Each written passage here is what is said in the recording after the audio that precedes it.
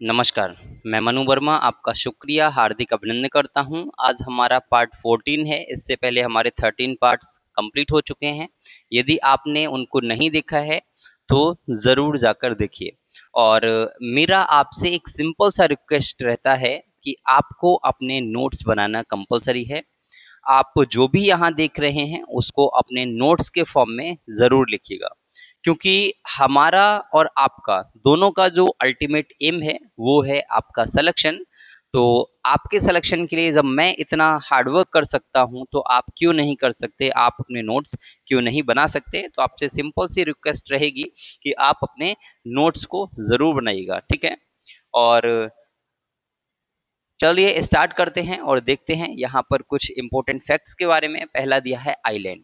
तो आइलैंड क्या होता है, आई होप आप सभी लोग जानते होंगे। An island is a land surrounded by water on all sides. एक ऐसा लैंड एरिया जो चारों तरफ से, यानी कि अराउंड जो है वो क्या है, वाटर से घिरा हुआ है, उसको आप आइलैंड बोलेंगे। इसको आप देखेंगे तो इस पिक्चर में जब आप देखिए तो यहाँ पर आप देखेंगे कि ये वाला जो एरिया है वो क्या है, वो लैंड एरिया है और इसके अराउंड चारों ओर आपको वाटर देखने के लिए मिलेगा, तो हम इसको आइलैंड बोल सकते हैं।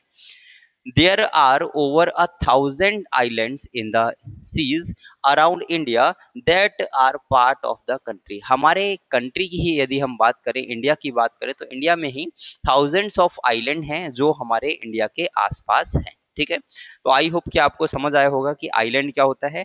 नेक्स्ट हम डेल्टा को भी समझ लेते हैं। यहीं पर डेल्टा क्या होता है, तो जब नदी आती है, ये आपकी नदी आ रही है सपोज, ठीक है, यहाँ लिख लेते हैं, ठीक है, इधर कर लेते हैं। ये आपकी नदी आ रही है और नदी जो है वो धीरे धीरे स्लो हो जाती है। स्लो होने के बाद में कुछ पार्ट्स में डिवाइड हो जाती है। तो ये एक धारा बन गई इसकी, ठीक है, एक ये बन गया, यहाँ से एक धारा में कन्वर्ट हो गई, एक धारा में यहाँ से ये कन्वर्ट हो गई, ठीक है, और एक धारा में यहाँ से कन्वर्ट हो गई। तो यहाँ पर जो ये लैंड वाला एरिया बचा है, मैं किसी डिफरेंट कलर का यूज कर लेता हूँ।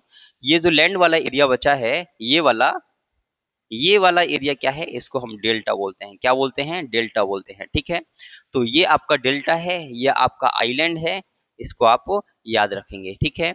नेक्स्ट है Andaman and Nicobar island. Island की यदि हम बात करें तो आइलैंड में आपके पास कई सारे आइलैंड देखने के लिए मिलेंगे, जिसमें मेन आपका क्या होगा, अंडमान निकोबार आइलैंड हो गया, ठीक है, लक्षद्वीप आइलैंड हो गया, ये आपके इंपॉर्टेंट हैं। Andaman and Nicobar island, Shri Vijayapuram, Shri Vijayapuram the capital of the Andaman and Nicobar island. आपको मुझे लगता है बहुत सारे ऐसे एस्पिरेंट्स होंगे जिनको अंडमान एंड निकोबार आइलैंड का कैपिटल नहीं पता होगा, तो याद रखिएगा श्री विजयपुरम। श्री विजयपुरम ये अंडमान एंड निकोबार आइलैंड की कैपिटल है। The islands have unique trees and forest found only in this reason.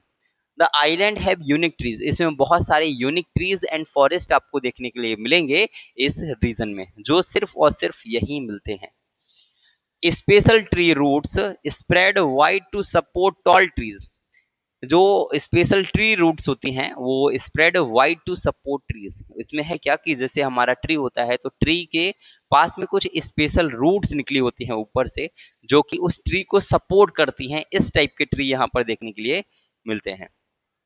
Important words आपको देखने के लिए मिलेंगी, जिसमें कौन कौन से होंगे, तो Andaman wood pigeon, Andaman wood pigeon और अंडमान हॉर्नबिल, ये दो आपको इंपोर्टेंट वर्ड्स मिलेंगे। आपसे क्वेश्चन पूछा जा सकता है कि अंडमान में कौन कौन से आपको वर्ड्स मिलेंगी, तो आप कहेंगे अंडमान वुड पिजन और Andaman hornbill. The region has rich marine biodiversity, यहाँ पे बहुत सारा मेराइन बायोडाइवर्सिटी आपको मिलेगा। बायोडाइवर्सिटी का मतलब होता है कि विभिन्न प्रकार के आपको चीजें मिलेंगी, ठीक है, अलग अलग टाइप की। Coral reefs provide shelter to many sea creatures and are important for the earth ecosystem. जो कोरल रीफ है वो वहां पर बहुत सारे सी क्रिएचर्स को क्या करता है, शेल्टर प्रोवाइड कराता है। शेल्टर का मतलब होता है आवास या घर प्रोवाइड कराता है, जो कि हमारे अर्थ के इकोसिस्टम के लिए बहुत इंपॉर्टेंट है। नेक्स्ट ये आपको बहुत इंपॉर्टेंट होगा, north sentinel island. North sentinel island जो है वो आपके लिए मोस्ट इंपोर्टेंट होने वाला है। Inhabited bye Sentinelese, inhabited bye Sentinelese tribe. यहाँ पर जो है सेंटिनलीज ट्राइब आपको देखने के लिए मिलेगी, और ये क्या है, एंशिएंट हंटर गैदरर्स। ये एंशिएंट हंटर और गैदरर्स ट्राइब है जो कि इकट्ठा करते हैं, यानी कि चीजों को इकट्ठा करते हैं और हंटिंग पर ही डिपेंड करते हैं, उस टाइप की ये ट्राइब है। Visitors are not allowed to go there. जहां पर सेंटिनलीज ट्राइब रहती है वहां पर विजिटर्स अलाउड नहीं है। यदि आप अंडमान निकोबार आइलैंड पर जाते हैं तो इस एरिया में जाना आपके लिए प्रोहिबिटेड है, आपको जाना अलाउड नहीं है। During the 2004 tsunami they survived possibly due to their close connection with nature. अब होता क्या है कि ये जो ट्राइब्स हैं वो नेचर से बहुत ज्यादा कनेक्टेड हैं, और 2004 में एक सुनामी आई थी, और उस सुनामी में क्या हुआ कि इनको पहले ही पता चल गया था कि सुनामी आने वाली है, तो उन्होंने उस एरिया को खाली कर दिया था। ये कैसे पता चला? क्योंकि उनका नेचर से कनेक्शन बहुत ही गहरा है, क्योंकि हर वक्त वो नेचर से कनेक्टेड रहते हैं, और वो मोस्टली क्या हम कहें कि 90 to 100% तक वो जो है नेचर पर ही डिपेंड है। नेक्स्ट, ये आप हिंदी में देख सकते हैं, यहाँ आपको हिंदी में भी मैंने दिया है। नेक्स्ट है सुंदरवन। सुंदरवन के बारे में यदि हम बात करें तो ये कहाँ है, आप सभी लोगों को पता होगा, ये गंगा, ब्रह्मपुत्र और मेघना डेल्टा के किनारे पर है। ठीक है, यहाँ पर कौन कौन से डेल्टा बनते हैं, तो आप कहेंगे गंगा, ब्रह्मपुत्र, और नदियां जो मेघना नदियां जो हैं वहां पर आपको कुछ डेल्टाज मिलेंगे, और वहीं पर क्या है, सुंदरवन है। और ये कहाँ है, तो आप कहें वेस्ट बंगाल में है। स्प्रेड अक्रॉस इंडिया, हालांकि अक्रॉस इंडिया में है बट मोस्टली पार्ट कहाँ है, तो आप कहेंगे वेस्ट बंगाल में है, और बांग्लादेश में है। किसी अदर कंट्री की बात करें तो बांग्लादेश, और इंडिया में West Bengal.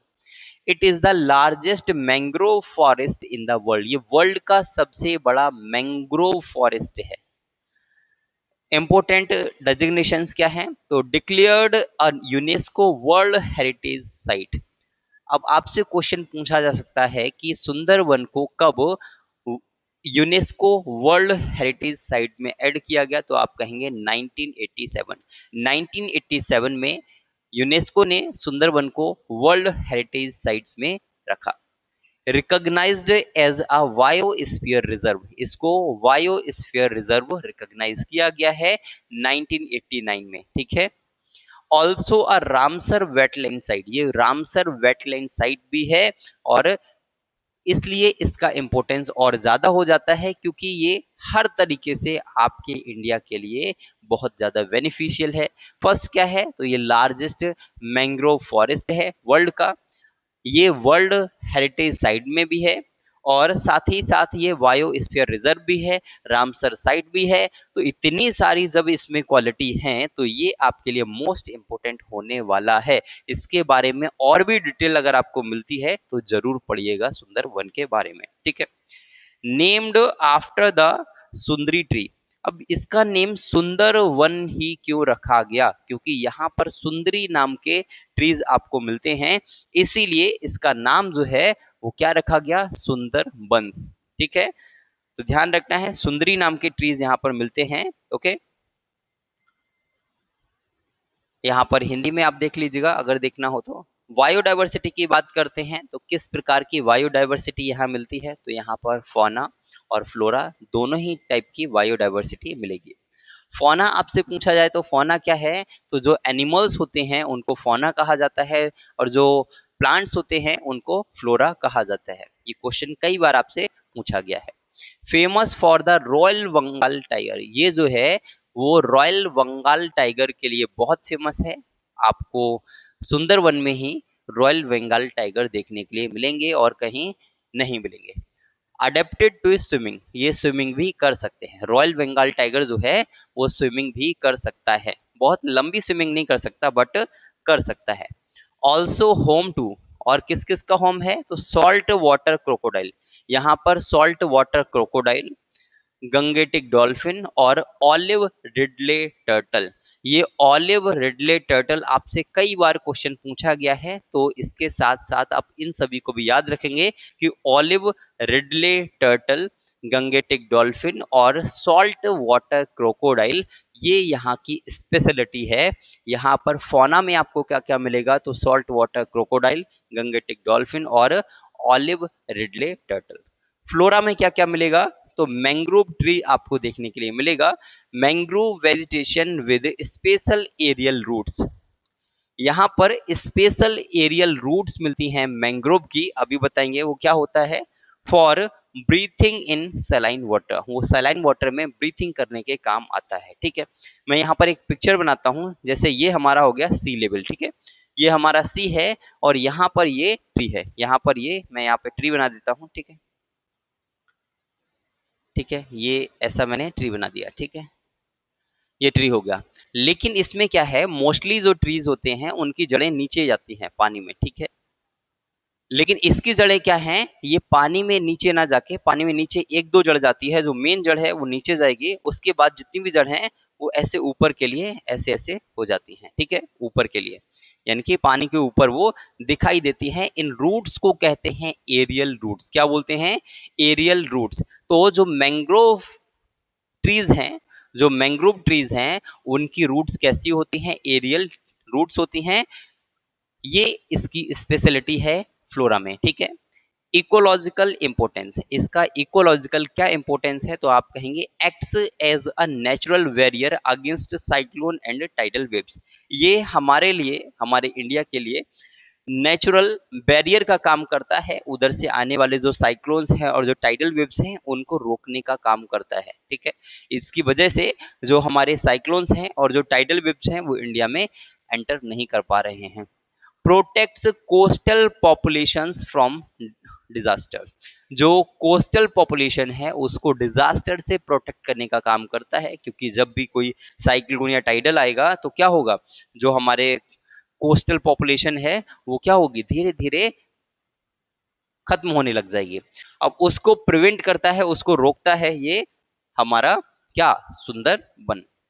Important carbon sink, ये हमारे लिए कार्बन सिंक का भी काम करता है, क्लाइमेट चेंज मिटिगेशन का काम करता है। ठीक है, क्या क्या चैलेंज हैं इसके लिए, तो आप कहेंगे climate change and sea level rise. ठीक है, यहाँ पर क्लाइमेट चेंज हो रहा है धीरे धीरे और जो सी का लेवल है वो धीरे धीरे बढ़ रहा है, जो इसके लिए एक प्रॉब्लम हो सकता है आने वाले टाइम में। अभी नहीं, ये जो बात की जा रही है वो थाउजेंड्स ऑफ ईयर्स की बात की जा रही है। साइक्लोन्स, तो साइक्लोन्स भी यहाँ पर इस एरिया को अफेक्ट कर रहे हैं। जैसे अभी एक साइक्लोन आया था अम्फान, तो अम्फान साइक्लोन जो है वो वेस्ट बंगाल वाले रीजन में आया था, इस सुंदरवन वाले रीजन में आया था, तो उससे बहुत सारी क्षति हुई है वहां पे। ह्यूमन वाइल्ड लाइफ कॉन्फ्लिक्ट, अब वहां पर ह्यूमन और वाइल्ड लाइफ कॉन्फ्लिक्ट चल रहा है। किस टाइप का कॉन्फ्लिक्ट, की भाई ह्यूमन वहां पे जाता है, जानवरों को मारता है, तो उससे इकोसिस्टम जो है वो हमारा बिगड़ रहा है। तो हमें भी ये चीज याद रखनी चाहिए कि हमें किसी भी तरीके से हमारा बायोडाइवर्सिटी, हमारा इकोसिस्टम, उसके साथ खिलवाड़ नहीं करना चाहिए। सैलिनिटी इंट्रूजन, अब वहां पर जो सैलिनिटी इंट्रूजन है वो भी डेवलप हो रहा है। तो यहाँ पर ये सारे पॉइंट्स आप सुंदरवन के बारे में जरूर याद रखेंगे, बहुत ही इंपॉर्टेंट पॉइंट्स होंगे ये आपके लिए। नेक्स्ट है आपका सेवन सिस्टर्स के बारे में। आपके इंडिया में 7 स्टेट्स ऐसे हैं जिनको 7 सिस्टर्स बोला जाता है, पास पास में हैं इसीलिए उनको 7 सिस्टर्स बोला जाता है।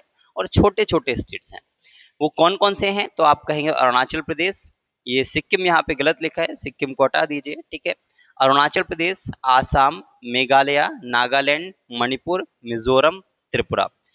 एक बार फिर से रिपीट करेंगे, अरुणाचल प्रदेश, आसाम, मेघालय, त्रिपुरा, मिजोरम, मणिपुर, नागालैंड, ये आपके 7 स्टेट्स हैं। इनको 7 सिस्टर्स ऑफ इंडिया बोला जाता है। मोस्ट इंपोर्टेंट है आपके लिए, कई बार क्वेश्चन में पूछा गया है। नेक्स्ट है आपका भूत जोलोकिया। भूत जोलोकिया क्या है, तो भूत जोलोकिया और ghost paper is one of the hottest chillies in the world. ये आपसे क्वेश्चन पूछा जा सकता है कि कौन सा चिली जो है वो सबसे ज्यादा स्पाइसी है, सबसे ज्यादा हॉटेस्ट स्पाइसी है, यानी कि सबसे ज्यादा तीखी है। तो आप कहेंगे भूत जोलोकिया, भूत जोलोकिया या फिर घोस्ट पेपर। भूत जोलोकिया या फिर घोस्ट पेपर वो वर्ल्ड का सबसे हॉटेस्ट चिली माना जाता है।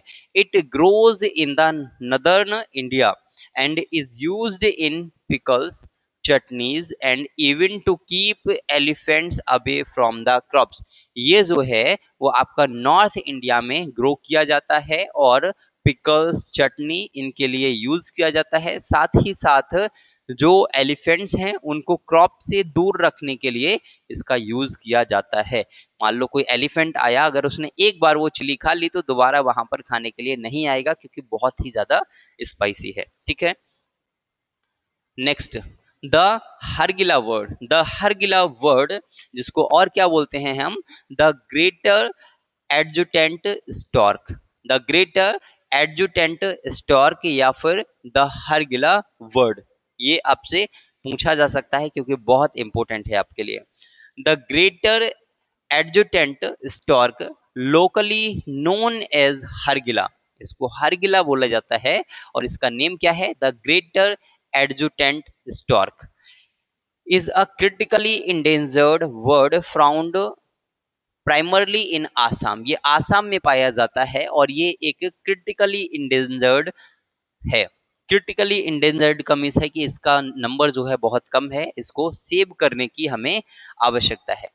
And is known for its unique scavenging habits and significant conservation efforts led by local communities। अब इसमें आप देखेंगे कि ये जो है सबसे पहली बात क्या है कि ये आपका कहाँ पाया जाता है।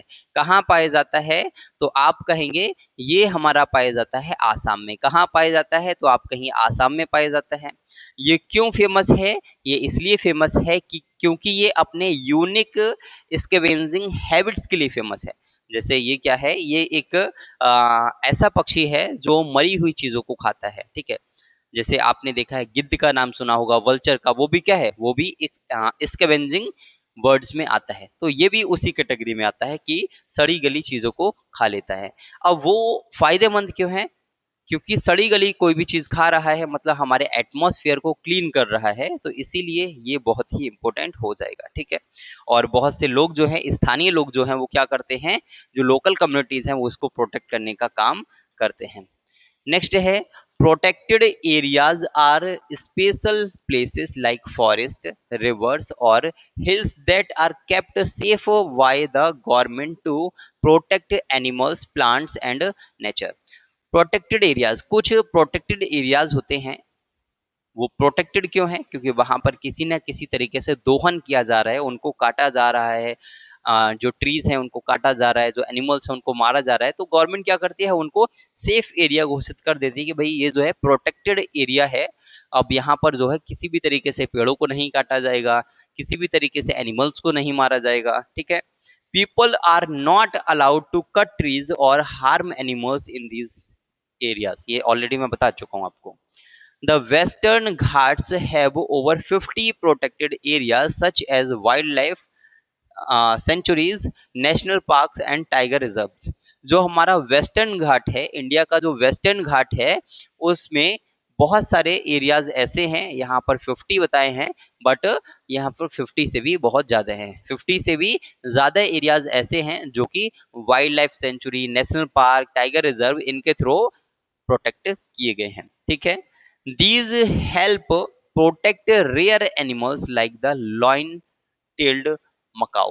ठीक है, अब इसमें बहुत सारे ऐसे एनिमल्स हैं जो आपके क्या हैं, वहां पर प्रोटेक्ट किए गए हैं, जैसे कि lion tailed macaque, tiger, elephant and hornbill. ऐसे बहुत सारे एनिमल्स और वर्ड्स हैं जो वहां पर प्रोटेक्ट किए गए हैं। And keep the forest and reverse healthy, और जिससे फॉरेस्ट और रिवर्स को हेल्दी बनाया जा सकता है अगर उस एरिया को प्रोटेक्ट किया जाए तो। ठीक है, अब यहाँ पर एक पिक्चर आप देख रहे होंगे और इस पिक्चर में इस साइड में इसका इंफॉर्मेशन लिखा है, इस साइड में वो आपका लिखा हुआ है कि कौन सा एनिमल हो सकता है। ठीक है, तो मैच करेंगे।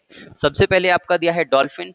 अब डॉल्फिन क्या है, मैच नहीं करना है, मैंने जस्ट सामने सामने इसको दे दिया है, नहीं मैच करना है। ठीक है, मैच करना है। अब यहाँ पर डॉल्फिन है, ये आपका टर्टल है। ठीक है, ये आपका क्या है, एल्गी टाइप की लग रही है, एक बार देखेंगे, एल्गी ही है। और ये आपका क्या है, सी हॉर्स है, ये फिश है, ये स्टार फिश है, ऑक्टोपस है, जेली फिश है, ठीक है। ये आपको देखना है और इनकी जो हैबिट्स है, जो भी इनकी क्वालिटीज हैं, उनसे इनको मैच कर देना है। और जब आप मैच करेंगे तो उसका आंसर भी आप कमेंट बॉक्स में जरूर टाइप कीजिएगा, क्योंकि ये आपके लिए आज का होमवर्क रहेगा, ये आपको जरूर करना है, ठीक है। ये आपके लिए इंपॉर्टेंट होगा। नेक्स्ट वेस्टर्न घाट के बारे में देख लेते हैं, क्योंकि वेस्टर्न घाट अभी आया था तो उसके बारे में जानना बहुत जरूरी है। वेस्टर्न घाट को हम और क्या बोलते हैं, तो सहाद्री हिल्स भी बोलते हैं। क्या बोलते हैं, Sahyadri hills. Extend from the Tapti river, जो ताप्ती रिवर है उससे एक्सटेंड होती है और कहाँ तक जाती है, तो आप कहेंगे कन्याकुमारी तक जाती है, ठीक है। ये ताप्ती रिवर कहाँ है, तो आप कहेंगे गुजरात। गुजरात में ताप्ती रिवर से एक्सटेंड होकर और कहाँ तक जाती है, कन्याकुमारी तमिलनाडु तक। पासिस थ्रू 6 स्टेट, ये 6 स्टेट में पास होता है, यानी कि जो वेस्टर्न घाट है वो 6 स्टेट में आता है। सॉरी, वेस्टर्न घाट नहीं, ताप्ती रिवर जो है, ठीक है। क्योंकि ये ताप्ती रिवर से ही स्टार्ट होता है, तो ये किस साइड में होगा, जैसे आपका ये इंडिया है तो ये आपका वेस्टर्न साइड में होगा, इस साइड में। गुजरात भी आपका यहाँ पे है, ठीक है। तो गुजरात से ये स्टार्ट होगा और स्टार्ट होते होते होते होते आपका लास्ट तक यानी कि कन्याकुमारी तक जाएगा। तो कितने रिवर्स आएंगे, आप कहेंगे, सॉरी कौन सी रिवर है, तो आप कहेंगे ताप्ती रिवर से स्टार्ट होता है। कितने स्टेट इस बीच में आएंगे, तो आप कहेंगे 6 स्टेट्स आएंगे इस बीच में, ठीक है। कौन कौन से, तो आप कहेंगे गुजरात, महाराष्ट्र, गोवा, कर्नाटका, केरल और तमिलनाडु। तो आपसे क्वेश्चन पूछा जा सकता है कि जो आपका वेस्टर्न घाट या फिर जो सहाद्री हिल्स है वो कितने स्टेट्स में फैला हुआ है, तो आप कहेंगे 6 स्टेट में। कौन कौन सा है, तो गुजरात, महाराष्ट्र, गोवा, कर्नाटका, केरला, तमिलनाडु, ठीक है। इसकी लेंथ कितनी है, तो आप कहेंगे 1600 किलोमीटर्स में ये वेस्टर्न घाट फैला हुआ है। और इम्पोर्टेंट स्टेटस क्या है, तो इसको यूनेस्को वर्ल्ड हेरिटेज साइट घोषित किया गया है, इसलिए ये आपके लिए मोस्ट इंपोर्टेंट है। कब, तो आप कहेंगे 2012 में। One of the 8 hottest biodiversity hotspot in the world, ये जो है वन ऑफ द 8 जो हॉटेस्ट बायोडाइवर्सिटी हॉटस्पॉट है उनमें से एक है, ठीक है। हमारे इंडिया में एक है, सॉरी वर्ल्ड में 8 हैं, उनमें से एक ये है।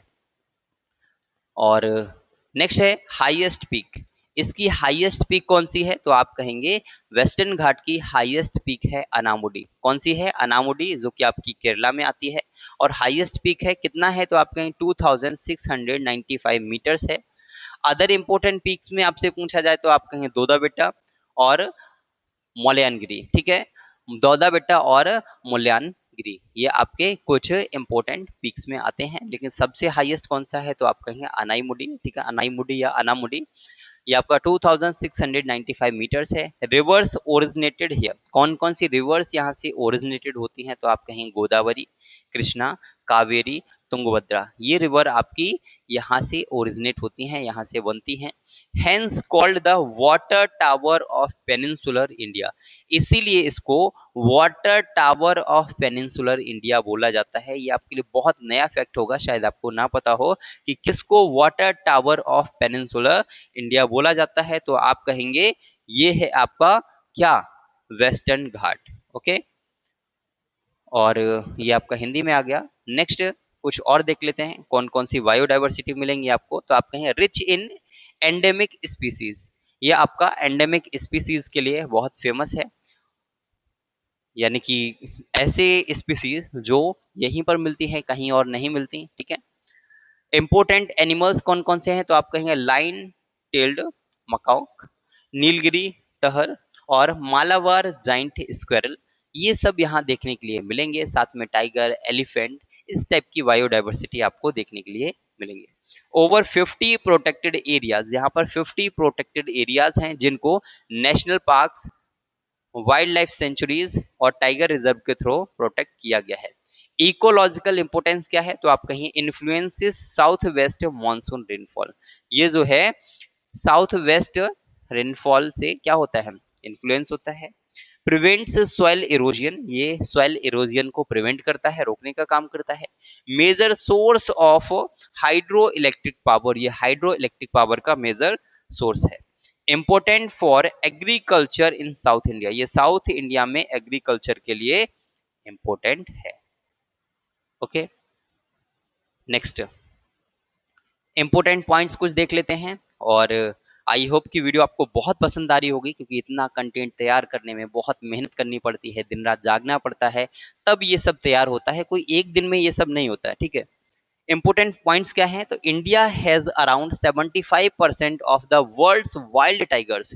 ये आपके लिए मोस्ट इंपोर्टेंट हो जाएगा कि इंडिया जो है वो वर्ल्ड का 75% जो है वो क्या है, वाइल्ड टाइगर्स को रखने वाला कंट्री है। 75%, ये मोस्ट इंपोर्टेंट है। The Apatani tribes in Arunachal Pradesh grow rice and fish together in the same field using no machines or fertilizers. एक ट्राइब है आपातानी, ठीक है, द आपातानी या आपाटानी। ये जो ट्राइब है वो अरुणाचल प्रदेश में होती है और ये सेम ही टाइम में एक ही फील्ड में राइस एंड फिश दोनों को ही ग्रो करती है, जिसमें वो किसी भी टाइप की मशीन या फर्टिलाइजर का यूज नहीं करते। वर्ली पेंटिंग कहाँ की है? तो आप कहें महाराष्ट्र की है। Warli painting in Maharashtra tell the stories of daily life animals and farming using white colour made from the rice paste. अब इसमें क्या है, वर्ली पेंटिंग में जो नेचुरल कलर्स हैं उनका यूज किया जाता है। वो राइस को क्या करते हैं, राइस को पेस्ट फॉर्म में कन्वर्ट कर लेते हैं, बिल्कुल पाउडर फॉर्म में कन्वर्ट कर लेते हैं और उसमें जो भी कलर ऐड करने हैं उन कलर्स को ऐड कर देते हैं, लेकिन नेचुरल कलर्स ओनली। लाइक अगर उनको येलो कलर बनाना है तो उसमें टर्मरिक ऐड कर दिया, तो राइस का जो पाउडर था उसमें टर्मरिक ऐड कर दिया तो येलो कलर बन गया। इस तरीके से वो कलर्स रेडी कर लेते हैं। Coir craft made from coconut husk in Kerala is a zero waste craft. ये जीरो वेस्ट क्राफ्ट है। जो केरला है उसमें कोकोनट बहुत ज्यादा होता है, तो कोकोनट का जो ऊपर का क्वायर होता है, जो ऊपर आप दिखते रेसे जैसे जो दिख रहे हैं, उनसे क्या करते हैं, कुछ क्राफ्ट बना लेते हैं और जो उसका शेल है, कवर है, उससे भी कोई ना कोई क्राफ्ट बनाते हैं। तो वहां पर जीरो वेस्टेज ऑफ कोकोनट है। ठीक है, कुछ भी वेस्ट नहीं करते वो लोग। The Kailasnatha temple in Ellora, Maharashtra is the world's largest building carved from a single rock.